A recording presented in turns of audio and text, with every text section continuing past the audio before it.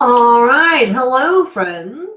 Good to see you this fine evening, fine Tuesday evening, as we all get together here on Facebook Live every Tuesday here at Estimate Mastery. Super excited to be here. We're going to be talking about overcoming adjusters' objections. I'm going to ask you pick your brain about some of the objections that you guys are hearing out there. So it's going to be a fantastic time. So if you're joining us here live, I will start to take some questions, do a little presentation, 5-10 minutes on what I think is the most important thing that you can be doing, and the biggest number one mistake that contractors make whenever they are dealing with adjusters. So we'll talk all about that this evening. So I'll give a few moments here for us to settle on in and get joined up here, as it's going to be a fantastic time, I think. And I'm going to pull some of your questions on stage, some of your objections that you're hearing out in the field right now.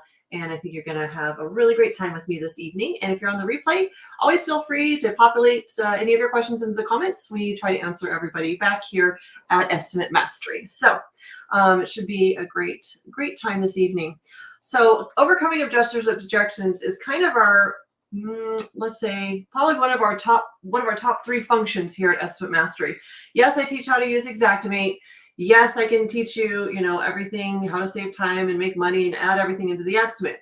But if I can't teach you how to get that estimate paid, why are we even here? What are we even doing with our lives? So that's what I'm so excited about this piece that we're going to talk about tonight, because it's vital to getting the estimate paid. So you can write the best estimate in the world that has every single line item on it, but if you submit it and you can't have the adjuster write that check, there's no point, right? So that's what tonight's all about, is what is the small hinge that swings the big door with the adjuster when you do submit your paperwork, submit your estimate, and then try to get that check out of them. Okay. So let me go ahead, and I didn't set up my screen share real quick. Let me do that while we're getting warmed up here. I believe I put that over. Let's see. I always show the wrong screen, so give me one moment. I have a PDF I want to show you guys really quick. And then be thinking of your questions, because I'm going to be taking some hey, Lena, what do you say when an adjuster says this? Or what do you do when an adjuster does that? I really like to look into that with you tonight. So here we go. There's my PDF I'm looking for. Is that the one? Sorry, guys. I'm not here to waste your time. There we go. Okay, there we go. We found it. All right, let's share that. And you should be able to see my screen here. It's just a bunch of pictures. So how do you get your estimate paid? One word, easy, documentation. Okay. What's the first part of documentation? So basically, if you can't show the adjuster that there's damage, or that when you pull something off, let's say like the shingles on a home, if you pull the shingles off, what is the subsequent damage that's going to happen that we need to document? All right. So that's how you can turn repairs into replacement. If you know what you're doing, that's how you can, let's say you have an interior damage, you've got damage to a cabinet under a sink. Well, in order to get that cabinet out of there, they've paid for the cabinet, but maybe haven't paid for the countertop, or maybe they paid for the tile underneath the cabinet, or the hardwood flooring underneath the cabinet, but haven't paid for the subsequent. You have to show them, if I remove this piece, it's going to affect the cabinet, which I've got a hard, a solid surface countertop that is attached in this manner that when I pull this bolt out, it's going to crack that. There's no way to salvage. That's how you build a trail of how, what happens whenever you make the repair to what they've paid for. Okay. And we do it in a very ethical manner. We're not getting stuff bought that shouldn't be bought. It's when damage is actually there and we're going to damage something else. That's how you get your estimate paid. So these are just an example of some. So first thing, documentation is what we're talking about tonight. So ta-da!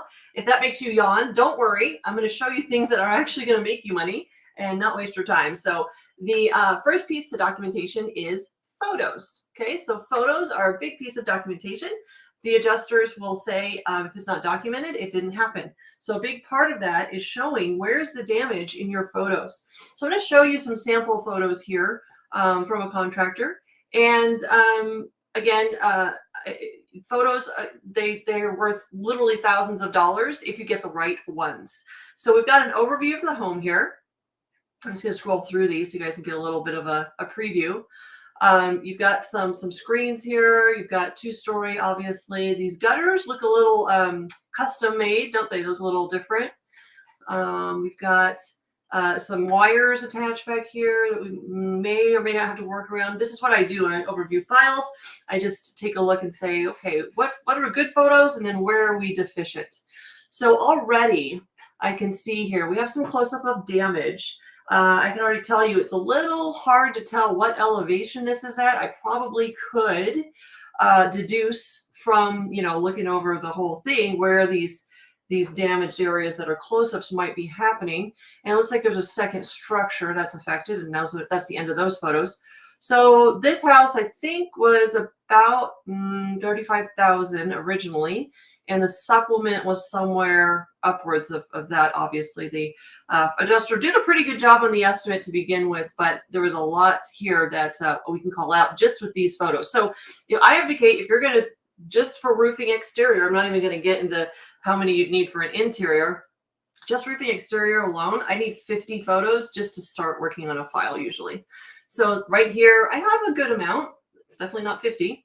And the reason I say 50 is you need context. So some things I can call out that need to be paid on this already, I can tell you, this is an arts and crafts project right there.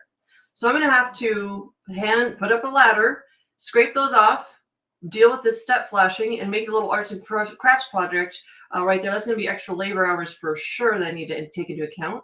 And then here, same thing, arts and crafts project.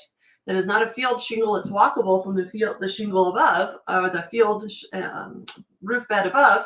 So I'm going to have to set up a ladder, scaffolding perhaps even, and there's going to be extra labor there to work to fit this into the space because it's separate from the roof bed. We also can see, again, it looks like there's two on this house. It would be lovely if they used a tool maybe like Company Cam. We are, just full disclosure, we would love to shout out to our affiliate partners. Company Cam does a great job of where you can circle and highlight things. You can also do it in Xactimate, don't get me wrong, but it's kind of nice when you can do it out in the field while you're there. Again, need to address these gutters situation. Would love a close-up of those gutters and see what's going on over there. And, which elevation's which would also be very helpful at this point. Then taking a look up here, we've got a cornice return strip right there that I think the adjuster had missed. L flashing needs to be paid. Yada yada. So I can see already a couple $1,000s. Oh, another arts and crafts project right there that we need to hand carry that debris away and hand carry the shingles over there. And again, I think this is at the front elevation. So we have about three or four arts and crafts projects already that we can see from these photos. And then you've got your separate structure here, and then we've got this damage here. And if the hail or whatever caused this damage was big enough to hit the wood like that, there's probably other areas that are damaged. So I have some questions also. Which elevation is this? Because it's collateral damage. If the hail came in on the south side, I need to look for collateral damage on the south side of the home to paint the full picture. So the photos look great at a glance, but once you get into it, I got lots of questions here. So what I would advocate is that you take full roof bed photos and you take it from an overview and then close up. And that way you can fully document which direction did hail come from, where's the wind damage, whatever the peril is that you're trying to build the case for. You're going to need to spend a lot of time just taking on overviews. As you can see, I can prove collateral damage if I have the photos. So I will need, when you go up on the roof, you're going to want to go ahead and take those overviews and then close up of any damage. Then take a picture of your flashing. So lift up the edge of the shingle. What's going on there at the roof edge is there a drip edge? How is it attached? Is it through the gutters? Is there iso water shield existing? What's the felt situation? What's going on at the edge of that roof? That's a huge, that photo alone is worth thousands. Then when you get on the roof, we're going to do roof bed and then close up. A shout out to John Cenac. If you follow him over at Name That Shingle, he advocates using that microscope. So you can get, if you're working with hail hits, you can get that microscope picture. It's like $35 on Amazon. It hooks up to your phone. So it's a little microscope that you can get a photo of what's actually going on with the fibers and everything on that hail hit on the roof. Things like that. That's how you get roof spot. Again, flashings, you're going to lift up the step flashing, L flashing, ridge vent, pipe jack, turtle vents. I want to see a picture of the shingle pulled up and see that nailing situation, because what will happen is the adjuster say, oh, sure, we'll buy that roof, but we won't pay for any of the soft metals. the soft metals weren't damaged by hail. Okay, sorry, but the mouse that bites the wire that burns the house down, you're just going to pay for the one wire? No, the wire caused an electrical fire that burned the house down. So anything that's subsequent damage from the repairs being made needs to be accounted for on your estimate and then documented with photos and then paid by the insurance company. So whenever you pull up that shingle and you show the nail going through, that nail, when I pull that out, that's now a damage flashing. They, by code, if code is enforced in your area, well, that's still a gray area. I'm going to show you a really good document on that here in a second. But if you pull up that code in your area, you need to have code upgrade on the policy. That's where my brain went. So make sure you have code upgrade on the policy, or else it's kind of a moot point. If it's a cheap policy, you're going to get paid. You're not going to get paid that much.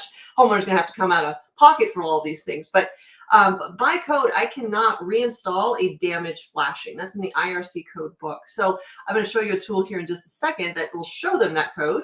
I also think that you should show the photo and bake that into your estimate. When they receive your package, meaning your estimate and your photos and all the documentation that you're going to send over, it should reference each other and support each other. Okay, so here's a picture of the nail through the flashing. Here's my code. Pay this line item, right? The other thing about the photos, when you come down off the roof, you're scoping an exterior loss, you really want to get that full sense of which elevation is it. Because like I showed in those photos, the hail hits, I don't know what elevation, just to reiterate if you just joined, I don't know what elevation this guy is sitting at right here. So I need to prove collateral damage, and so I need to know where's that at. Also, I do like that they got sort of an overview and then went in. But something brilliant that I learned, we just had Estimate Mastery Live about 2 weeks ago, and there's a gal named Erica Sisson-Royce. Shout out to Erica. That's my girl. She had a brilliant idea. She said, take a Post-it note, and for each kind of damage, so let's say it's damage to the wood here, and maybe a screen is damaged there, and that way you can see, it kind of points to where that damage happened.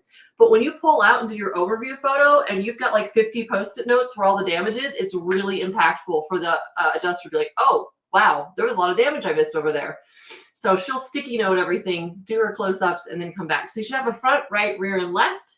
And it's fantastic if you can do it the same way, same direction every time, because we get faster and faster and faster at it. So create a system for yourself. McDonald's doesn't make great hamburgers, but if I have a hamburger in Georgia or California, it's going to taste pretty much the same because they have a system. So we need to build systems into our business, and photos. Everyone just barks about how it's hard to get your sales guys to take photos. Well, incentivize them. Hey, whoever takes the most photos, legitimate photos, whoever takes the most legitimate photos this week gets a $50 gift card to Amazon, and just do that at random. We'll take you to a steak dinner on Friday if you guys get your photos. You know, there's all kinds of ways to incentivize your team to help you out with this. So that's a huge deal. The other thing I wanted to show you was a tool for documentation, which is called OneClick Code. If you guys haven't seen one before, I'm going to pull one up for you. But this is also a huge resource that you guys should lean on in our industry. It's I know the owner and founder, Garrett, he said that some of the larger insurance companies are adopting OneClick Code. So I'm not sure who they are or what the specifics are on that, but I was really excited to hear that it's getting some traction in the industry. So if you haven't seen it, let me just bring it up here. And this is what you're looking at. So OneClick Code, they've done all the research for you for this area. So I just pulled a random address. It's Frisco, Texas. And it's a little bit older. I probably should go and source a new one. It's about time. But it does tell you the date verified and the last time they talked to the code department. So what you're going to want to look at, I love that it shows the sales tax. That's the first thing that I think is really important. What if your sales tax is at 7% on a $50,000 job? Well, this unequivocally proves that at this address, this sales tax applies. Okay, it's a great documentation piece for that. Also tells you if the code is enforced and if they require installation per manufacturer specs. Some of these say no sometimes, so always check that. Then what I love is it tells you the chief building officer's name and contact information.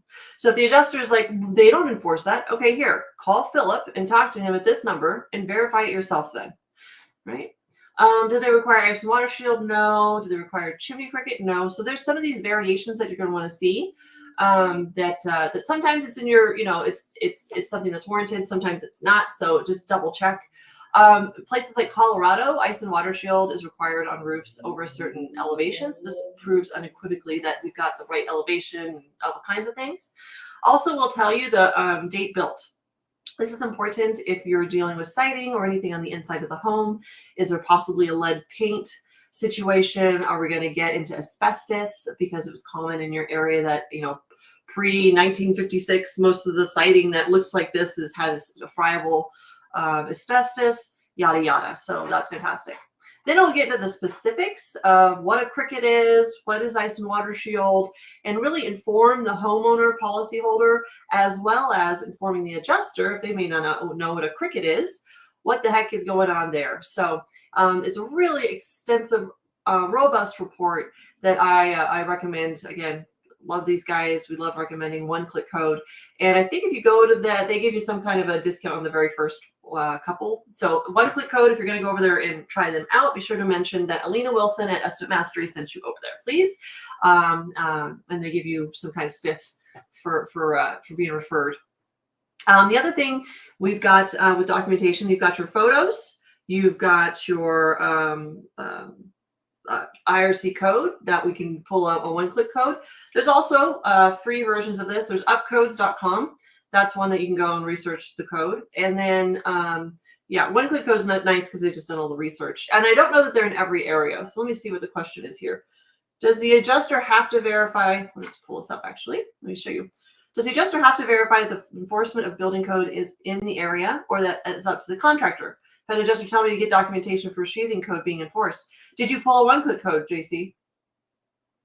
Well, yeah, building department won't work with you. Yep, no, I've had this very commonly. It does work though. Okay, so if you don't want to pull a OneClick Code, yada yada yada, with building departments, if you show up with a box of donuts on a Monday morning saying, "Hi, I'm your friend. Here's what's going on. I was just wondering if I was, encountered skip sheathing on a roof." Don't tell them you're a roofing. Not that you have to hide it. I'm always for being as upfront as possible. But if you go in there saying, "I'm a roofing contractor and I am an adjuster who says this code isn't enforced and I need it in writing and blah, blah, blah." It's like, no, go in there in a friendly way and say, "Here's what I'm looking for. Is this or isn't this?" That's all I want you to, that's all I want to know from you. Is it or isn't? If I can get it something in writing, I really appreciate it, because I don't want to get in trouble down the road when I don't replace this skip sheathing. Okay, so that's the honey is so much better than vinegar. But no, what I usually see is, "I'm a roofing contractor and I am an adjuster who's," and it just falls apart from there. So there you go. And then also try pulling a OneClick Code. Like I said, it's starting to gain traction, kind of like how Eagle View. A lot of adjusters will pull Eagle View and like they'll go off those measurements. They're now going to start pulling OneClick Code and like accepting that. So hopefully it's going to really start to roll with that here in the near future. Okay, so we've got our photos, we've got our code documentation. There's also a lot of click for detail in Xactimate. So let me just pull that up really quick and show you what I'm talking about. We can lean on Xactimate for a lot of creating definitions of what is included in a line item and what isn't, right? So that's why I like to really lean on what's called click for detail and Xactimate. Let me pull up this really quickly. There we go. All right, I know it's small here. I should work on blowing up my resolution before these things, but basically where I'm going to go with this is, whenever you are in an estimate and you're in estimate items, you've got your line item. Let's say for shingles. I'm really harping on shingles tonight. There's lots of restoration stuff that you can pull up, but I just talking to roofers today, and so we're talking to roofers. All right, so let's say the shingle line item. This is on every line item in Xactimate. It tells you the quality. It tells you what's included: shingles, roofing nails, installation labor. Do you see any final cleaning here? Do you see any moving of contents away from the structure so that they don't get damaged? Do you see protecting landscaping so the 20-year-old Japanese maple that's worth 30 grand doesn't get damaged? No, that's not in the definition. So what I like to do is I like to click on the line item whenever I'm dealing with some pushback. You can do a couple things. You can go to click for detail, and then if you preview it, you can actually print it as a PDF and like highlight it and pull the information out that you need to. Or what you can do is add it as a line item note. So I can go to the line item, right click, go to line item edit options, and add item info note, and that will add that click for detail onto the estimate now as a what they call an F9 note. So there's a lot of ways to lean on Xactimate's definitions to also get line items paid. Okay, so that's another thing that I would say is part of the documentation is we throw a bunch of stuff at them and then just like let them spin out. You're one of those contractors. Nobody else asked for these line items. Blah blah. It's like no one else asked for the line items because I went to Alina's class and I know what I'm doing. Right? So it's not my fault that other people are ignorant. So pay my estimate. And here's why, because I have a photo or it's required by code or manufacturer specifications or OSHA. I love I'm not going to pay O&P. It's not complex enough. Okay. You're telling me doing this with a paintbrush versus my guys climbing up on the roof and doing and tearing off shingles at 22 feet in the air and then replacing them by climbing up a ladder or whatever, however you get your shingles onto the roof, that's less complex than the guy doing this with a paintbrush. It's interesting pushback. So basically it's all about closing down the gray areas, operating where it's black and white. We don't operate on opinions, we operate on facts. We come at them with facts, either with a photo, code, Xactimate definition. Xactimate white papers is a great white paper on the definitions of O&P, overhead profit, that Xactimate has. You can just Google, I think it's Xactimate O&P white paper. You're going to find it. It's really hard to find it on their site right now. So try that. There's a lot to this, but the more you systematize it and make it a no-brainer that you know the right photos to take, you can pull OneClick Code, pull whatever roof measurement report you want to go with, that's the piece of documentation that gets estimates paid. And I don't see people doing it enough out there. So that's why I like to harp on it a little bit here. On some of my training. So that's pretty much everything I have for this evening. If you have any objections that you'd like me to pull up on stage, let me know. I'll give you some time to type in the chat. If you have any specific questions, if you're watching the replay, we'll also monitor the comments for anything that comes in after the fact. But I would like to let you know that if you liked what you saw tonight, I will be going in depth tomorrow at 3 p.m. Central, 4 p.m. Eastern on a webinar. So it's the season where I start to do more of the online formal, more of a class style training. It is free. There's nothing to pay for here. And then we'll put this in the comments down below so that it'll be a clickable link. But right now you'd have to type it in because it's scrolling across my screen. But tomorrow at 3 p.m. Central, 4 p.m. Eastern, I will be doing a deep dive. First of all, I'm going to teach you how to use AI to write some templates and save you a ton of time. Second, we're going to go back a little more in depth in the documentation piece, and I'm going to show you how to actually write the estimate. And then third, I'm going to show you exactly what it takes to talk about like items like O&P and some other things. So if you'd like to join me, you want to click that link, or just right now you have to type it into your phone or desktop, whatever you're using. So let me see if I got some. Here we go. All right. Cool. Jamie, O&P, any tips? Tammy, I talked about O&P last week. So I have a whole video. I think it was last week. It was either last week or the week before. I did a whole one of these on O&P specifically, and we did a deep dive. So go look on our Estimate Mastery Facebook page. You'll find that. Or if you're on YouTube, I see you're on Facebook though. If you're on YouTube, you'll just go look under our live section, and there's a replay of that live over there for you to view. So Jamie, let me go ahead and pull off my banner there. Presented with a file right before you got on here. Carrier is paying for some window wraps that are behind shingles. Also some vents, but not paying for any shingles. Documentation, Jamie, woohoo, perfect example. If I remove this window wrap, pull up the shingle, it's nailed through here to the shingle, which means if I go through the vents and I pull up and I'm nailed through the vent, it will affect these shingles here. Start there. Then I want you to go and see, is that shingle discontinued? Okay. And I'm going to totally rip off John Cenac right now from Name That Shingle. It's compatibility, repairability. I forgot A. So if you don't know what A is in that, so is it compatible? Is it available is A. It's Taco Tuesday. I need my tacos. Getting hungry. Is it available? Is it compatible with the shingles around it if I have to replace them? So start the very forefront, Jamie. Start with, how is this assembled? Thank you, Becky. She's like, I know the answer, Lena. Yeah. Yep.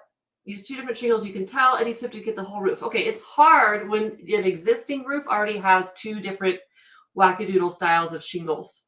Because if it wasn't that way and you're going to insert something that'd be a totally different colored, we could go back to diminished value. So when you have two different colors already on the roof, that's a little bit trickier of a situation. But yeah, check both for discontinued is a great tip from Becky. Let me just show this next one. Yeah, colors are the same, but the problem is it's already diminished in value because the homeowner or policyholder accepted the repair in the past. Okay, so we've got to go from a little bit different tack. Yeah. You also can't mix. That's another one. Do not mix letters from the manufacturer. Becky, you know what? You should step on stage. Girl, you got it. Yeah. Is there a code for matching in like, kind, and quality? You know, there's states like Ohio that have matching clauses, matching laws that they have to meet. So there's a lot of factors here, but Jamie, I would start with proving we have to get these shingles bought and then go from there. So come back and we'll continue the conversation. Also, shameless plug, I'll always plug John Cenac. He has that Name That Shingle Siding and More Facebook group. So I see, Jamie, you're over on Facebook. Yep. So if you want to go join that group and continue that conversation over there, I'm really good at Xactimate. I'm really good at getting supplements paid by helping you get supplements paid and doing everything we can to get O&P and all of that. But for turning repair into replacement, I'm always going to point you to an expert. I know some stuff. Becky probably knows more than I do. And John Cenac definitely knows a lot more. So I'll always point you to an expert if I don't have the answers. But I do know that you need to start with agreement that these shingles in this area must be pulled off. Okay? Yeah. No. It's a great group to be a part of. And then you can show them pictures and ask all your specific questions and stuff. But anything Xactimate and getting O&P and all that, I'm your girl. So I'll always point you to the expert. Okay, so anybody, if you just have joined us, we're kind of at the tail end here. If you have any other questions, be sure to put it in the comments and I'll pull you on stage here. The problem with the matching like, kind, and quality, Robert, is there already exists two different types. If it was just straight, then I'd go over diminished value, that the homeowner's home didn't have two colors of shingle before this repair request. Then we can go down a different road. But when you have those two, pick John's brain. He's gonna, yeah. Yep. Becky, if you want to, you can put it in the comments. I'm not very good at following up on Messenger. Put it in the comments here where we can have like a little conversation. That way everybody gets to learn too. Yeah, Jamie, I would bring that to, especially since the customer got an extended warranty through Certainty. Yeah, I'd pull John in on that. He's gonna be a lot more knowledgeable than me. But again, I'm your Xactimate and supplement girl.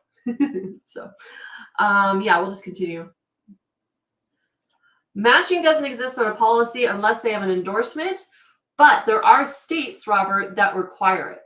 So there's a little bit of it depends on where you are and what the requirements are per the state guidelines as well. So it's I know you're going to go back if it's not in the policy, it doesn't get paid. I get it. No, but there are ways around that in states that require matching that I could argue. So yeah, good thought though. Nope, I get you. Yeah, we were looking at a policy the other day that we could still. Anyways, I won't go down the policy road. That's probably a whole nother Facebook Live that we need to do is on policy. So, yeah. Okay, Becky, you've been asked for a material order to justify Xactimate pricing versus Symbility pricing. Yes. Okay, so here's the thing.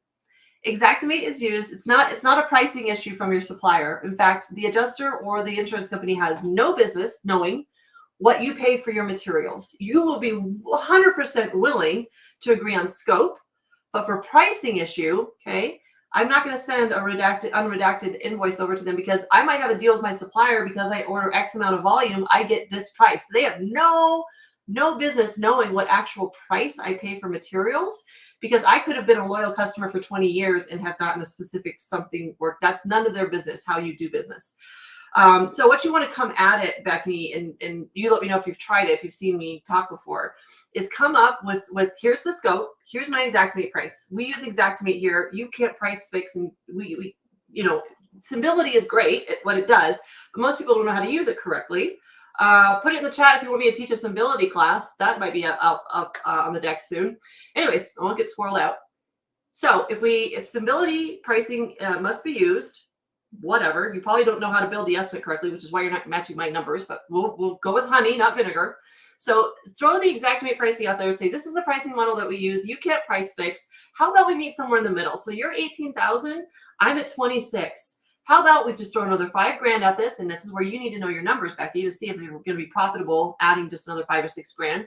But what they don't want to have to do is take their 35 line item, 150 line item stability estimate and change all the pricing.